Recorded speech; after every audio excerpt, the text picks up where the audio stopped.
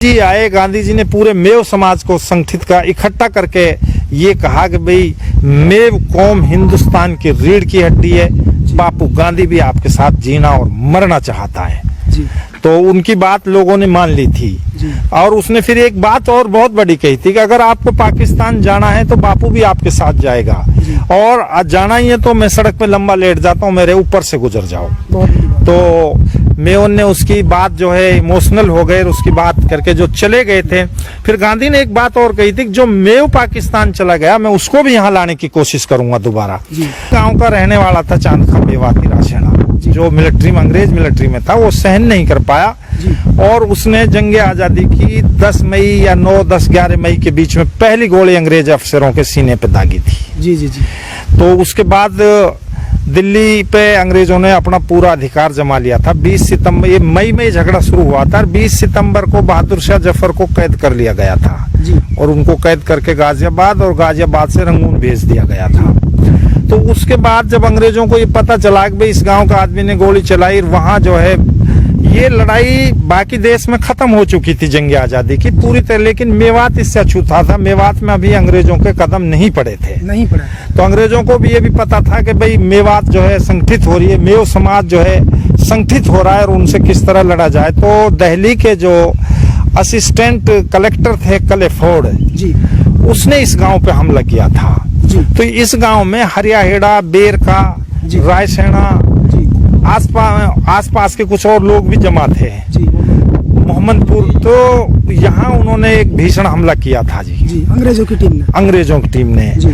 तो अंग्रेजों जिस जगह पे हम खड़े हैं, दाएं बाएं सामने जो पहाड़ी नजर आ रही है, मेओ का जो मोर्चा था ज्यादातर पहाड़ी में था।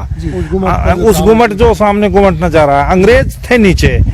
तो भयंकर लड़ाई मेव समाज और अंग्रेजों के बीच में हुई थी जंग आजादी की, जिसमें जो असिस्टेंट कलेक्टर था दिल्ली का क्लेफोर्ड, वो मार दिया गया था। उसका सर काट के यहीं आसपास काफी लंबे समय तक वो चौपाल रही थी, उस चौपाल में उसका सर चिण दिया था जी। तो अभी भी मिरासी जो कहते हैं कि भाई खक्के मारे 300 कुर्सी खाली कर दी 3 और राशने के खेतन में देखे हमने बिना शीश अंग्रेज। तो इसकी मिसाल आज भी 1857 से लेकर दहंगड़ों की कोई भी शादी हो, कोई भी ब्याह हो, उसमें रायसेना का नाम जरूर आ जाता है कि भाई अंग्रेज इन्होंने मारे। तो जी दोस्तों, हम आपको वो थड़ी भी दिखाने की कोशिश करेंगे गांव वालों से पूछ करके, यदि वो कहीं अभी उसका कुछ सबूत हमें मिला तो, जिस थड़ी के अंदर अंग्रेजों के बड़े बड़े अफसरों के सर काट करके दीवारों में चिन्ह दिया मेव कौम ने। तो बाकी जो लोग जिंदे पकड़ लिए थे अंग्रेज अधिकारी और फौजी, उनसे यहाँ के लोगों ने बाढ़ खुदवाई थी, कांटेदार जो बाढ़ होती है ये खुदवाई थी। तो उसके बाद जब अंग्रेजों को ये पता चला कि भाई हमारे 3 तो बड़े अधिकारी वहां मारे गए और बहुत सारे फौजी मार दिए गए और काफी लोगों को बंधक बना के बाढ़ खुदवाई जा रही है, तो इधर से टोहाना वगैरह से बहुत बड़ा एक भीषण हमला। दोस्तों आपके लिए मैं एक ऐसी तवारीख की बात बता रहा हूँ, ऐसी मिसाल बता रहा हूँ इन मेवातियों के बारे में, जिसे सुन करके हिंदू मुस्लिम भाईचारा भी कहीं ना कहीं बढ़ेगा। जिस तरीके से आजकल ये उल्टा सीधा मामला चल रहा है, तो दोस्तों ये मेवाती जो है ना इतने जांबाज थे सदियों से कि इन्होंने ये पहला क्षेत्र जहाँ अंग्रेजों से लोहा भी लिया था, उनकी गर्दनें काट कर दीवारों में चिनवाई थी, उसके बाद में उनको बंधक बड़ी तादाद में बना करके उनसे बाढ़ खुदवाई थी। तो जब इन पे भीषण हमला हुआ तो ये लोग इधर उधर निकल गए थे, कैजुअलिटियां हमारी कम हुई थी क्योंकि हमें भनक लग गई थी मेवों को कि भाई अंग्रेज एक बहुत बड़ा भीषण हमला करने जा रहे हैं। तो इधर उधर भटक गए थे लोग, चले गए थे, हाँ गाँव के लोग यहाँ से भाग गए थे। यहाँ कैजुअलिटियां मेवों की कम हुई थी, अंग्रेजों की बहुत ज्यादा कैजुअलिटी हुई। फिर अंग्रेजों ने आगे चल के हमला हमारे ऊपर घासेड़े में किया था, मुहू में किया था, रूपड़ाके में किया था। घासेड़े में 8 नवंबर 1857 को करीब 250 में वो एक दिन में शहीद हुआ था अंग्रेजों से लड़ते लड़ते। ये लड़ाई आगे बढ़ के रूपड़ाके में पहुंच गई थी। तो रूपड़ाके में एक दिन में 19 नवंबर 1857 को 400 से लेके 500 आदमी एक दिन में अंग्रेजों से लड़ते लड़ते शहीद हुआ था।